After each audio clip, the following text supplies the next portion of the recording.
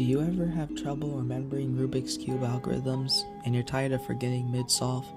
Or maybe you just want a quick and easy way to memorize them. Either way, this video is going to help with this common issue among cubers. Today, I'm going to explain in just 3 steps how I memorize algorithms as quickly as possible without forgetting them immediately after. Recently, I've noticed that a lot of people seem to have trouble memorizing algorithms, which is a fundamental skill in cubing. Without algorithms, learning how to solve Rubik's Cube would be incredibly difficult and even harder to get faster without.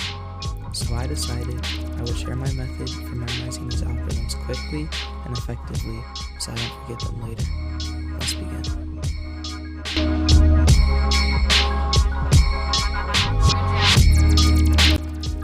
First, you need to know where to find these algorithms. I find having them all laid out for me easiest to learn with, so I use a website called solvethecube.com. On this website, there are dozens of different algorithms, so it could get overwhelming. For my example, I'll be using the PLL algorithms. Out of these 21 algorithms, I'll be picking 2 very similar ones, the J-primes.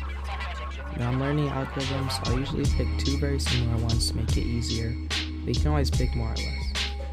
I look over the algorithms and practice them a few times until I can perform them without looking. What helps is remembering these triggers, the notations in parentheses. Once I can perform them consistently without looking at the algorithm, I move on to the next step.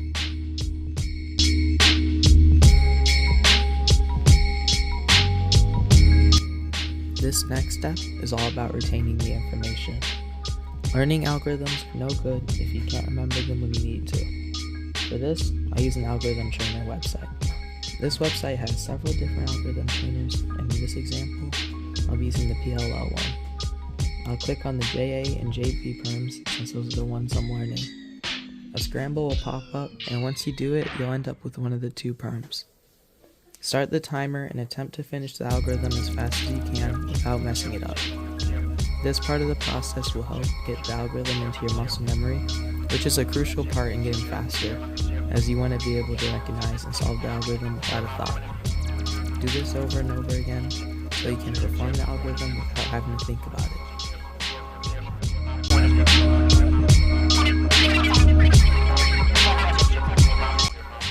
Now that you've learned the algorithm and practiced it, you should be done, but I have forgotten the algorithm even after finishing these last 2 steps, so for good measure, do this as well.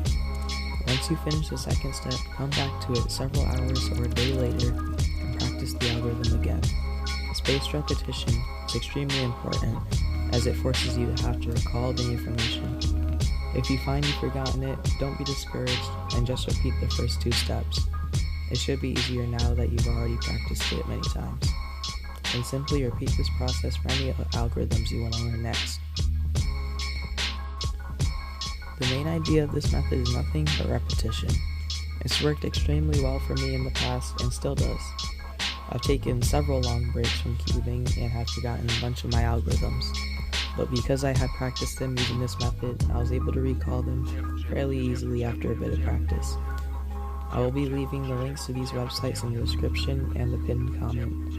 I hope this video was helpful and informative, and if you have any other methods you use to memorize algorithms, leave a comment below. Make sure to like, subscribe, send this to any friends or family that might be having this problem. See you next time.